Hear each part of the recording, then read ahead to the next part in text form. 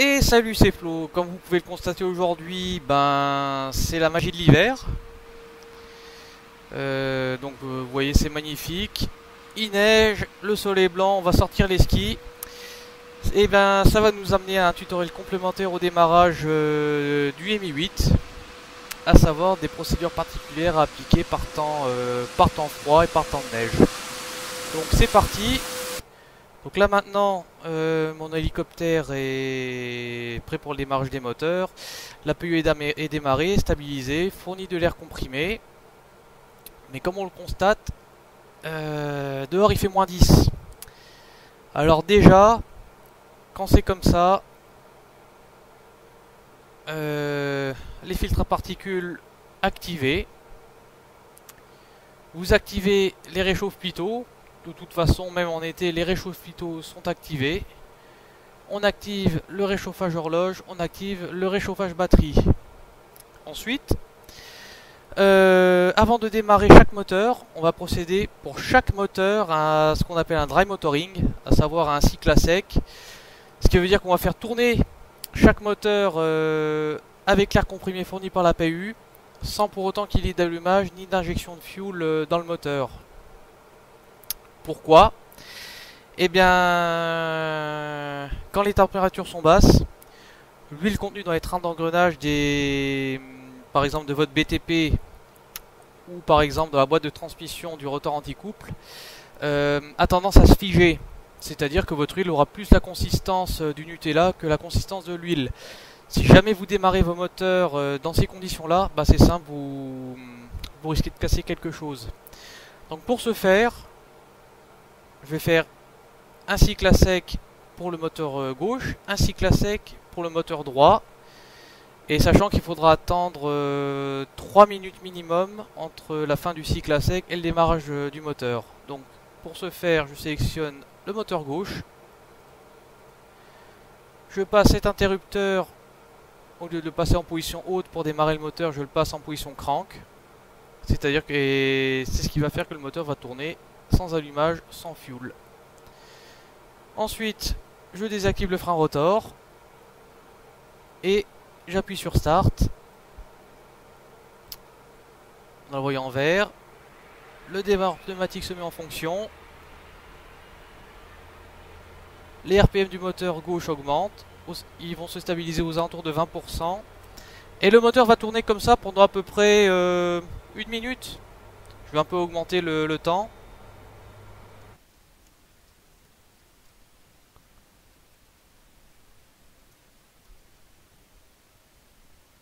Et voilà, les RPM du moteur gauche redescendent. Le cycle à sec est terminé. On va faire la même chose pour le moteur gauche.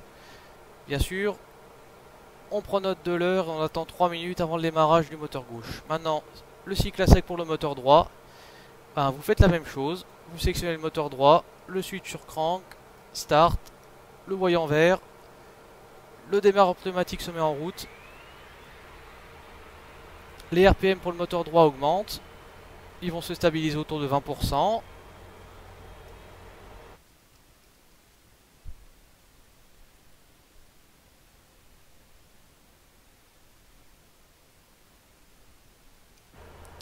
Et voilà, le cycle à sec est terminé pour le moteur droite.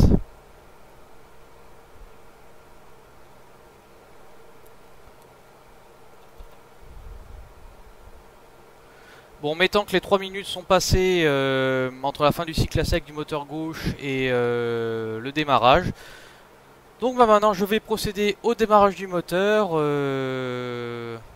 tout à fait normalement, comme indiqué dans le tutoriel de démarrage. Par contre, petite note, si la température est inférieure à -5 degrés et que l'hélicoptère n'a plus tourné pendant une durée de 24 heures ou plus, vous devrez faire un cycle à sec par moteur. Si la température est inférieure à -15 degrés, dans ce cas ce sera 2 cycles à sec par moteur et avant chaque démarrage de l'hélicoptère, même si l'hélicoptère a été arrêté pour la dernière fois il y a 10 heures. Donc je récapitule, en dessous de -5 degrés, un cycle à sec, en dessous de -15 degrés, 2 cycles à sec par moteur, Et bien sûr en respectant 3 minutes d'intervalle entre la fin du cycle à sec et le prochain cycle à sec ou bien le démarrage. Et donc voilà, je vous reprendrai quand les moteurs seront démarrés pour la suite. Et donc c'est Flo pour la suite du tutoriel. Donc maintenant les moteurs sont démarrés. Je vais poursuivre, je vais vous montrer d'autres choses à faire par temps froid. Donc ensuite ce que je vais faire, je vais tester et mettre en fonction les systèmes anti-givre. Donc système très important, contrôlé sur ces pots de contrôle et sur ce rotateur. Alors pour le test, je vais passer tous ces switches en position haute. Donc l'interrupteur général sur manuel, le moteur gauche, anti-givre moteur gauche on, anti-givre moteur droit manuel, celui-ci sur manuel et le détecteur de givrage sur manuel. Je peux déjà tester le détecteur en appuyant sur ce bouton. Hop, le voyant vert s'allume nous disant que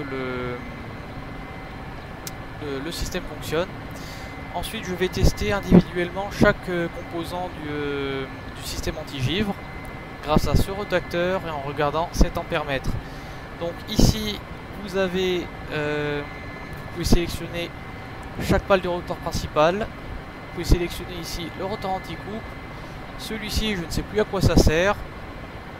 Le filtre à particules droite, le filtre à particules gauche. C'est parti. Rotor principal, pale 1, j'ai l'ampérage, 2, j'ai l'ampérage, 3, j'ai l'ampérage, etc. Le rotor anti-couple, j'ai l'ampérage. Le filtre à particules droite, j'ai l'ampérage, gauche, j'ai l'ampérage. Donc à partir de ce moment, je suis sûr que le système anti-givre fonctionne pour les différents systèmes. Je repasse le rotateur sur off. Maintenant je vais passer les systèmes sur automatique. Pour ce faire, interrupteur général sur automatique. Le moteur gauche je le laisse sur on. Et tous les autres je les repasse en bas en position auto. Donc celui-ci moteur droite, WS, le détecteur de givrage. À partir de ce moment, le système est en fonction sur automatique. Dès que du givre est détecté, les différents systèmes se mettent en fonction et vont donc enlever le givre. Ensuite, on poursuit par ici. Donc je sais plus si je voulais indiquer avant, donc dans le doute, je vais le faire tout de suite. Les deux filtres à particules doivent être activés déjà quand vous démarrez en campagne. Par tous les temps, que ce soit en hiver ou en été, si vous démarrez en campagne, vous mettez les filtres à particules sur on pour éviter d'aspirer trop de poussière à l'intérieur des moteurs. Si jamais vous volez en conditions hivernales, dans la neige, ou si vous volez dans la pluie, vous activez les filtres à particules pendant le vol pour éviter de risquer d'avoir une extinction moteur due aux quantités de neige et d'eau avalée par les moteurs. Les réchauds pitot, tous les deux sur on. Le réchaud horloge sur on, le réchaud batterie sur on.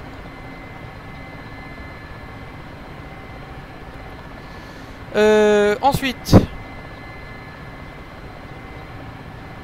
bon, nous sommes un hélico de transport, ce qui veut dire qu'on a sûrement des soldats, du personnel en soute, et voire peut-être même des blessés. Donc,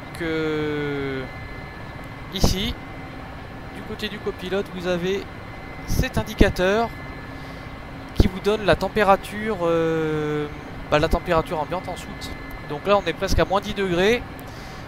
Vous pensez bien que transporter des types ou des blessés alors qu'il fait moins 10 degrés, c'est pas l'idéal. Donc pour cela, on a le réchaud KO50 contrôlé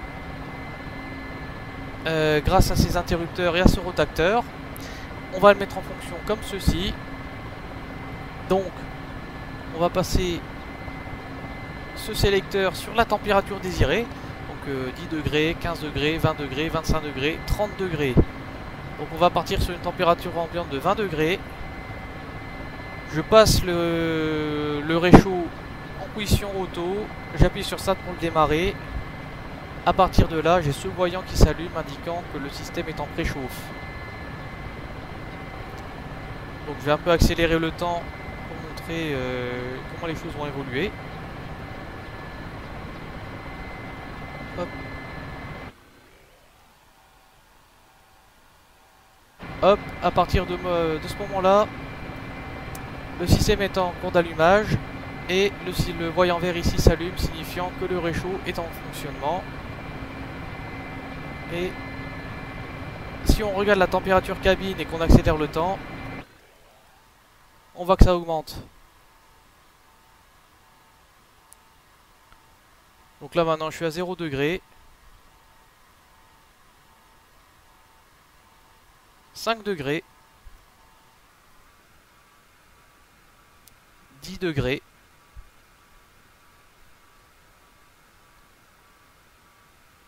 15 degrés.